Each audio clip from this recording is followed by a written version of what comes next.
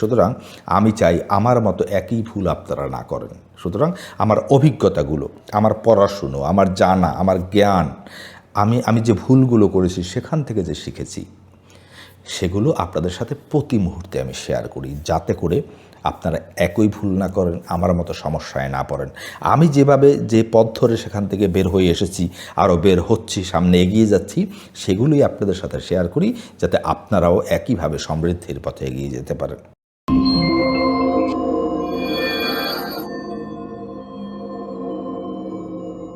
অধিকাংশ চাকরিজীবীর সমস্যাটি কোথায় জানেন? দেখবেন অধিকাংশ চাকরিজীবী ভালো নেই, তাদের অভাব, টানাটানি, ক্রাইসিস এগুলো যেন লেগেই রয়েছে। এই যে সমস্যাগুলো চাকরিজীবীদের পিছু ছাড়ে না, তাদের পিছন লেগে থাকে, এই সমস্যা থেকে বের হয়ে একটু ভালো জীবনযাপন করতে পারে না। এর মৌলিক কারণটি কি জানেন?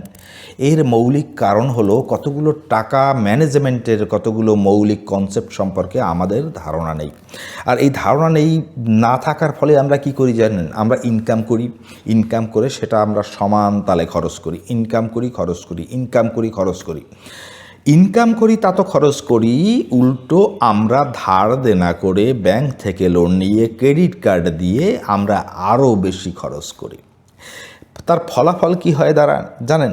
একটা পর্যায়ে গিয়ে, একটা সময় পর গিয়ে আমরা লোনের ভারে ক্রমাগত জর্জরিত হতে থাকি, লোনের ফাঁদে আটকে যেতে থাকি, আর যার ফলে আমরা র্যাট রেস বা ইঁদুর দৌড়ে সামিল হয়ে যাই। এবং সবচেয়ে দুঃখজনক বিষয় হলো, আপনি যদি একবার এই র্যাট রেসে ফেসে যান, তাহলে আপনি সহজে আর এই র্যাট রেস থেকে বের হতে পারবেন না। এখন কথা হলো, তাহলে উত্তরণের উপায় কি? দেখুন, এ থেকে উত্তরণের উপায় নিয়ে আজকের এই ভিডিওতে আমি কথা বলবো। কথা হলো, আমাদের এই সমস্যা থেকে উত্তরণের উপায় কি? উত্তরণের উপায় হলো আমাদেরকে টাকা জমাতে হবে। আপনি যদি ইনকাম করেন বা বেতন পান 30,000 টাকা, আপনি যদি 30,000 টাকাই খরচ করে ফেলেন কিংবা ধার করে 35-40,000 টাকা খরচ করেন, তাহলে আপনি কখনোই মূলত এই সমস্যা থেকে বের হতে পারবেন না, উত্তরণ ঘটাতে পারবেন না। তাহলে কি করতে হবে? আমাদেরকে যেটা করতে হবে সেটা হলো, আমাদেরকে অবশ্যই টাকা জমাতে হবে। দুর্ভাগ্যবশত আমাদের অধিকাংশ মানুষের এই টাকা জমানোর হ্যাবিট নেই। আপনি যদি অধিকাংশ চাকরিজীবীকে প্রশ্ন করেন যে আপনার কোনো সেভিংস রয়েছে, দেখবেন বলবে যে প্রায় 95% চাকরিজীবী বলবে যে না, সেভিংস তো দূরের কথা, উল্টো আমি আরও লোনের ভারে জর্জরিত হয়ে রয়েছি। কথা হলো, টাকা আপনাকে জমাতেই হবে ভবিষ্যৎ সমৃদ্ধির জন্য। আরও কিছু কারণে আপনাকে টাকা জমাতে হবে। তার একটা বড় কারণ হলো ইনফ্লেশন, অর্থাৎ মূল্যস্ফীতি। দেখুন, আজকে এবছর যদি আপনি 30-25 হাজার টাকা বেতন পান না, এবছর হয়তো আপনাকে কষ্ট করে চলতে পারছেন, কিন্তু আগামী বছর আপনি 25,000 টাকায় জীবনযাপন করা আপনার জন্য কঠিন হয়ে যাবে। কারণ এই বছর আপনি 1 লাখ টাকায় যে পরিমাণ পণ্য কিনতে পারছেন, আগামী বছর কিন্তু আপনার সেই পরিমাণ পণ্য কিনতে 1,10,000 টাকা লাগবে। আর এটাকেই বলা হয় মূল্যস্ফীতি। বাংলাদেশে প্রায় 10%-এর মতো মূল্যস্ফীতি, অনেক সময় বেশিও হয়ে থাকে। ভারতে 5-6% মতো মূল্যস্ফীতি রয়েছে। এখন দেখুন, আপনার বেতন কি এই হারে প্রতি বছর বাড়ে? আপনার বেতন কিন্তু এই হারে প্রতি বছর বাড়ে না। সুতরাং যদি আপনি এই ইনফ্লেশনকে মোকাবিলা করতে চান, তাহলে অবশ্যই আপনাকে টাকা জমাতে হবে। এই টাকা জমিয়ে কিভাবে আপনি ইনফ্লেশনকে বিট করবেন, তা আমি পরবর্তী আলোচনায় আসছি। টাকা জমাতে হবে, এর 2 নাম্বার কারণটি হলো, দেখুন, হঠাৎ করে আপনার ইনকাম বন্ধ হয়ে যেতে পারে, যে কোনো সময় আপনার চাকরি চলে যেতে পারে। আমি বলছি না এমনটি ঘটবে, তবে ঘটতেও তো পারে। যদি ঘটে, দেখুন, সিট বেল্ট গাড়িতে উঠে আমরা কেন বাঁধি? দুর্ঘটনা ঘটবে এই জন্য?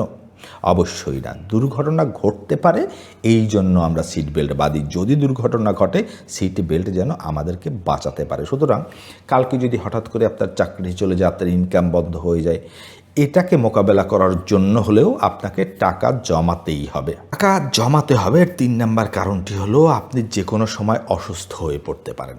দেখুন, অসুখ বিসুখ আমাদেরকে বলে কয়ে আগে থেকে সিগন্যাল দিয়ে আসে না, যে কোনো মুহূর্তে অসুস্থতা নেমে আসতে পারে।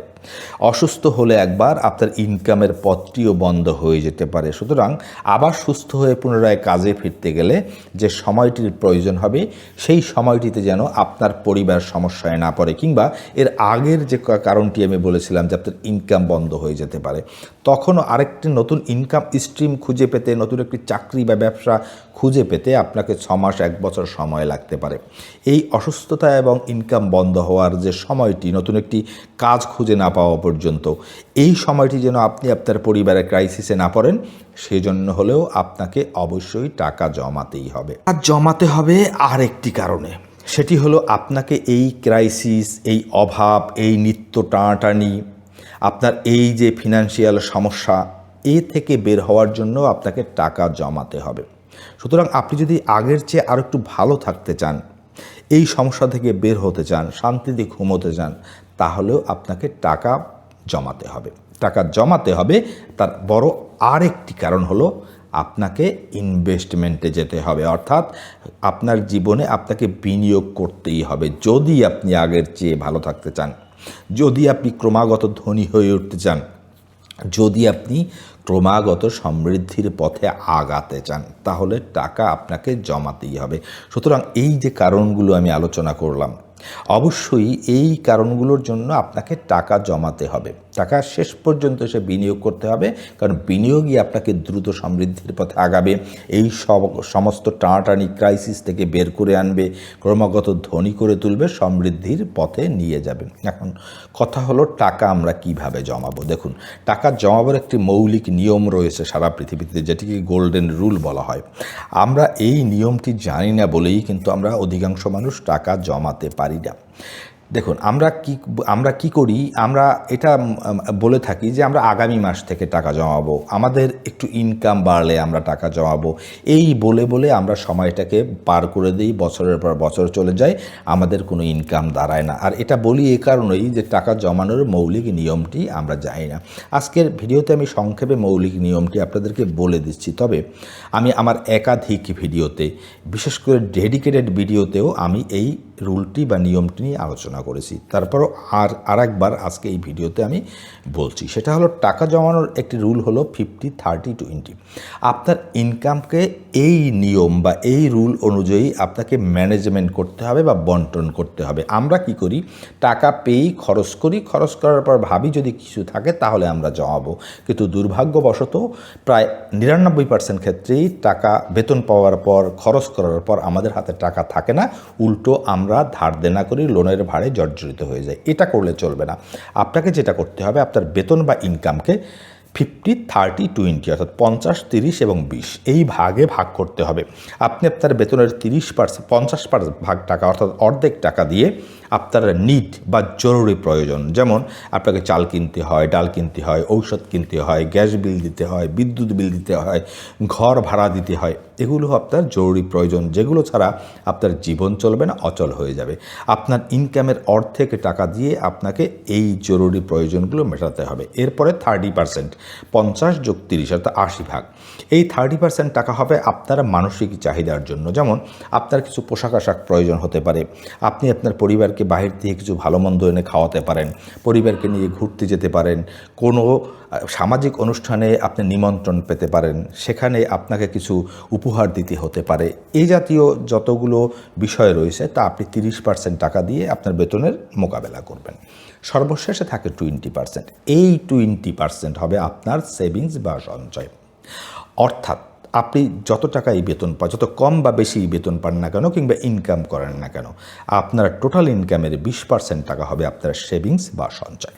আমি সব সময় চেষ্টা করি আমার ভিডিওগুলোর মাধ্যমে আপনাদেরকে সচেতন করতে, কারণ আমি আমার জীবনে ফিনান্সিয়াল যত বড় বড় ভুল করেছি, সেই ভুলগুলো থেকে আমি অনেক কিছু শিক্ষা নিয়েছি। আমার নিজের জীবন আমি বেশ কয়েক বছর আগ থেকে সংশোধন করা শুরু করেছি। সুতরাং আমি চাই আমার মতো একই ভুল আপনারা না করেন। সুতরাং আমার অভিজ্ঞতাগুলো, আমার পড়াশুনো, আমার জানা, আমার জ্ঞান, আমি যে ভুলগুলো করেছি সেখান থেকে যে শিখেছি, সেগুলো আপনাদের সাথে প্রতি মুহূর্তে আমি শেয়ার করি, যাতে করে আপনারা একই ভুল না করেন, আমার মতো সমস্যায় না পড়েন। আমি যেভাবে যে পথ ধরে সেখান থেকে বের হয়ে এসেছি, আরও বের হচ্ছি, সামনে এগিয়ে যাচ্ছি, সেগুলোই আপনাদের সাথে শেয়ার করি, যাতে আপনারাও একইভাবে সমৃদ্ধির পথে এগিয়ে যেতে পারেন। আমার ভিডিওটি সম্পর্কে আপনাদের কোনো মতামত থাকলে দয়া করে কমেন্ট করে জানাবেন। আর ভিডিওটিতে দেয়া তথ্যগুলো যদি আপনাদের হেল্পফুল হয়ে থাকে, তাহলে আমার ভিডিওটিতে লাইক, কমেন্ট এবং শেয়ার করে পাশে থাকবেন। চ্যানেলটিকে সাবস্ক্রাইব করে রাখবেন। লাইক, কমেন্ট এবং শেয়ার আপনাদের এগুলো আমাকে মোটিভেট করে নতুন আরও ভিডিও আপনাদের জন্য নিয়ে আসার জন্য। দেখা হবে নতুন আরেকটি ভিডিওতে। সে পর্যন্ত ভালো থাকবেন। সকলকে ধন্যবাদ।